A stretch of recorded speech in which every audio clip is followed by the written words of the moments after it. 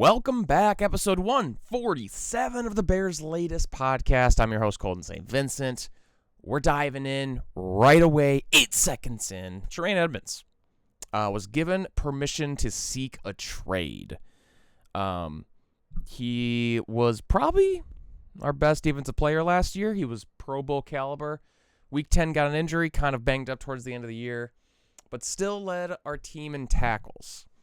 He's got $15 million left on his year this year, so it'd be $13.9 million base salary with a $1 million roster bonus. On the 5th day of the year, his cap hit would be $17.9 million. So he's going to personally be looking for the trade, which I think is interesting. I've always wondered what that entails. Are the agents kind of calling around like a GM would? Hey, would you take this? I'll go talk to Poles. Hey, Poles, would you do this? I'll go talk to these guys.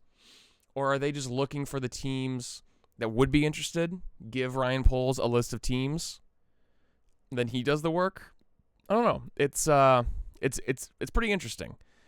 If they don't find a trade, which I think they should, the dude's only 27, just came off a year that he was good last year. I just think we are in a tough cap situation. $15 million salary cap space would be cleared if we get rid of Edmunds. Ryan Poles even said there's a couple guys we've got to make tough decisions on when asked Tuesday about Edmunds' future. If that's trade release, there's a lot of different options on that, or a few options that we can go down and create some space. So yeah, it sucks, dude. We're going to get all the "It's Chicago, yeah" videos away. He loves Chicago. We love him. But our defense wasn't good. And if clearing cap space can make our defense better, I'm all in. Because we got something special. But I think a better defense would completely change everything. Now, one thing that we do know, Ben Johnson's staying for the long haul. Chatted with Pro Football Talk's Mike Florio at the Combine recently, and he reconfirms he does not like the Packers. He said Packers and Bears shouldn't like each other. I think it's as simple as that. Florio asks, is this you leaning into the Bear-Packer rivalry, or do you genuinely not like them? And he just flat out says, I don't think Bears and Packers should like each other. That's how it goes. He said that he doesn't talk to Matt LaFleur. He said LaFleur's never really reached out, and Ben Johnson said he's fine with that.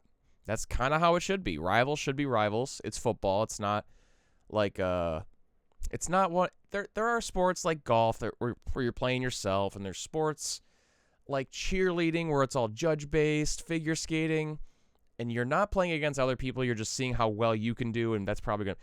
Football, you just want to be better than the other team on that day. So who cares if you have friends? Who cares if you have former coworkers over there, former teammates? You just hate them. And I think we had a lot of coaches come through the Bears, come through Chicago, that didn't lean into this. I don't think you even need to lean into it. Just be like, dude, I don't like those guys. They're our rivals. They've beat this team's ass for 30 years. Why would I like them? Because that's what I think. That's what fans are thinking, and it's pretty sick to finally hear a coach come out and say the same thing that we're all thinking. Next up, we've got some bad news. Ozzy Trapillo's injury is not ideal. There's good news and bad news. The good news, confirmed, Ryan Poles does not believe Ozzy Trapillo's injury is career-threatening, but he will miss most of the next season. So he's coming off a torn patellar tendon. We talked about this when it happened. According to like Pro Football Focus and advanced metrics and all these things, it was like 4% of people who have this injury come back just as good, if not better. So it sucks because he was coming into his own last year, playing very well down the stretch, rookie, plenty of years ahead of him. So that blows. Some other Ryan Poles notes about the offensive line. He wants to keep Darnell Wright, Jonah Jackson together on the right side. And he also confirmed that Joe Thuney's not going to be moving to left tackle. That's something that they only want to do when they're in a pinch, which was last season in the playoffs. So not an ideal time to be in a pinch. Injuries are going to be all over the place. However, I think there's some options. It was one of those interviews that was like interesting because he also dropped the fact he said a couple times it's a deep wide receiver, offensive line, and edge draft. Usually when you hear that, you hear something like that from a guy, that's kind of all he's thinking about. He's thinking about this draft. He's thinking about the depth that he can build, and if he gets all this cap room and also hits on some of these draft picks, Poles is going to Poles, dude. Worked magic last offseason. I think we're back-to-back offseason champs. So I think Poles can do it again. We'll see. Draft Combine is going to kind of shape some of the mock drafts that we have coming up, and I will start previewing those when I start seeing them. But I don't think it really matters to preview right now. It's so far out. I think stuff like this is going to be where we get most of our info, and I think left tackle, I think we're going to acquire somebody. I don't know if it's a draft pick, trade, free agency. We will find out. But that's something to keep an eye on. Ozzie Trapillo, just take the whole year off, dude. Like, that blows, but you need to be healthy for your career. And finally, we'll finish with good news, ? The new stadium.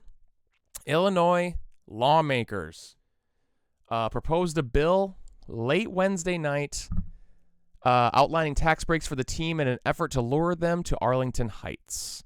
This is WGN talking. So what the new bill gives is a 20-year property tax assessment freeze. So if you have a mega project like a new stadium in the state of Illinois, I'm sure there's a dollar threshold that I don't care to know, but I would assume a new billion-dollar stadium does it. The team making what lawmakers are calling a special payment to local government, hence being eligible to not pay property taxes for 20 years. This is going to be brought up in Springfield on Thursday morning. So while you're watching this, they probably already talked about it this morning. Because Indiana lawmakers are sending a bill to their governor on Thursday, clearing a way for funding for a new stadium in Hammond. We've talked about it a couple times, but I want them to go to Arlington Heights. I like them being in Illinois. However, a backup being Hammond ain't bad.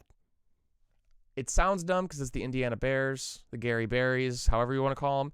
Hammond's 15 minutes from the south side of Chicago. Now, all the fans coming from the north and the north side and coming all the way from like Rockford and Freeport and that whole area coming down, that would cause a bottleneck in travel. But if we do go to Hammond, we'll have tons of parking space, and it'll be very nice to hopefully work some ways in and out. So, again, Arlington Heights is the goal. It's been the goal for a while. There's like 15 train stops right there. There's bus stops, tons of parking availability. The plan I saw had all these shops and restaurants and hotels and all this stuff to make getting to games easier. Still tons of parking, so I think tailgating is going to be even cooler. You're just not next to the lake. You're not in the city. That sucks. But that's just not the reality. So I think this is perfect. Staying in Illinois, going to Arlington Heights, that's the move. You already own the land. I don't understand how it's even an option to not move to Arlington Heights. Tell me in the comments below what you guys think. Because that's it. Not short and sweet. Bears Latest, episode 147. I'm your host, Colton St. Vincent. Thank you so much for watching. Ben Johnson, I love you. Caleb, I love you. Catch you guys in tomorrow's video. Peace.